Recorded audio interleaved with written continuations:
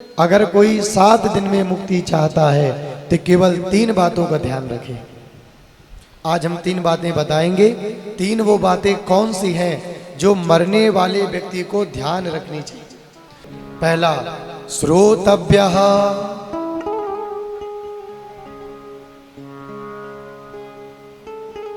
हे भरतवंशी राजा परीक्षित, पहला नियम है श्रोतव्यः। 9 भक्ति हैं, उसमें भी पहले भक्ति है श्रवणम कीर्तनम विष्णु। रामचरितमानस की 9 भक्ति उठाइए। प्रथम भगति संतन कर संगा।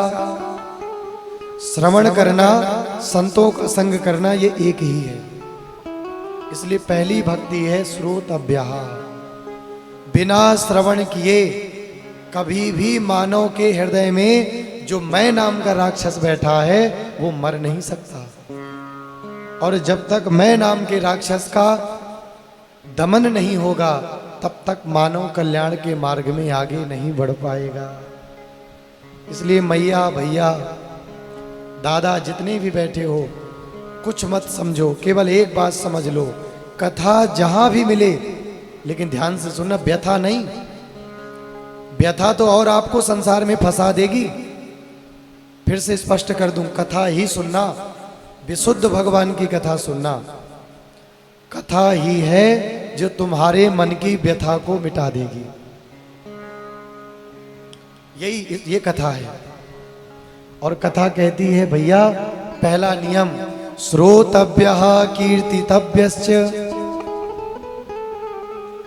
मानो यदि अपना कल्याण करना चाहे तो ज्यादा से ज्यादा भगवान की कथा श्रवण करें। हाथ उठा के बताओ, एक दिन में कितने घंटा कथा सुनते हो?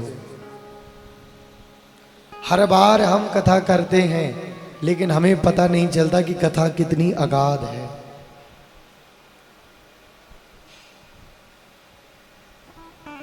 राम कथा जे सुनते अगाई। राम कथा जे सुनते अगाई। राम कथा जे सुनते अगाई। राम कथा जे सुनते अगाई। रस विशेष जा नातिन नाही। रस विशेष जा नातिन नाही। राम कथा जे सुनते अगाई। राम कथा जे सुनते अगाई। सुनते अगाई। सुनते अगाई। मैया, अभी संसार की चर्चा हो, मन नहीं अघाता। भगवान की कथा आलस्य। आलस्य का आना ही मैं नाम के राक्षस को जन्म देता है। हमने 4 राक्षसों की बात बताई थी। सतयुग का राक्षस 4 अक्षर का, नोट करिएगा। त्रेता का राक्षस 3 अक्षर का। द्वापर का राक्षस 2 अक्षर का।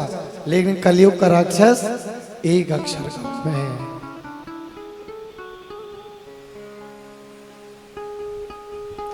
सतयुग का कौन? हिरण्याक्ष, भगवान ने मार दिया। त्रेता का कौन? रावण, भगवान ने मार दिया।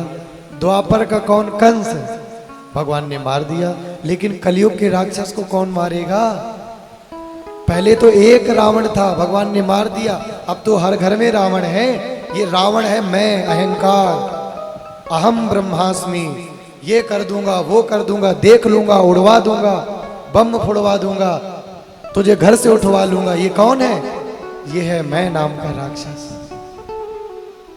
और ये कभी भी मानव को कल्याण के मार्ग में नहीं जाने देता।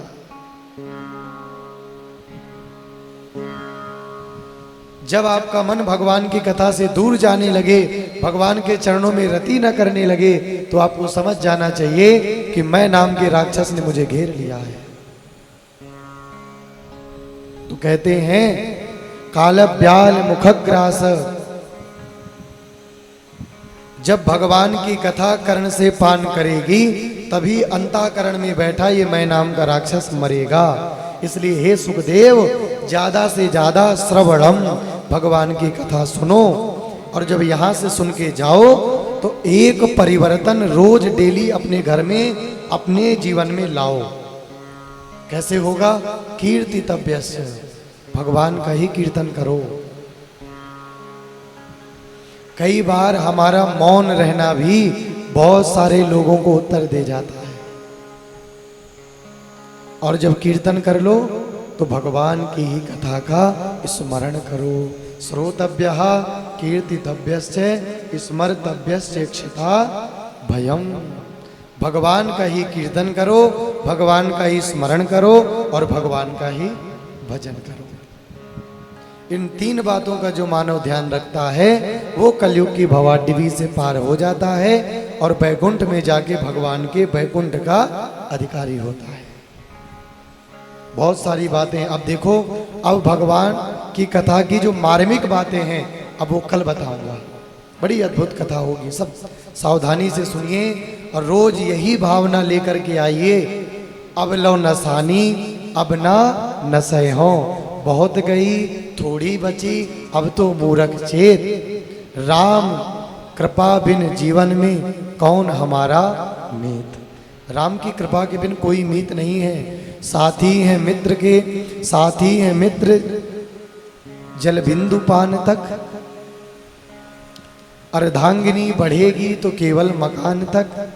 परिवार के सब लोग चलेंगे इस मसान तक, और बेटा भी हक निभाएगा तो अग्निदान तक। इससे तो आगे भजन ही है साथी, हरि के भजन बिन अकेला रहेगा। रे मानव ये जग में मेला रहेगा, और हरि के भजन बिन अकेला रहेगा।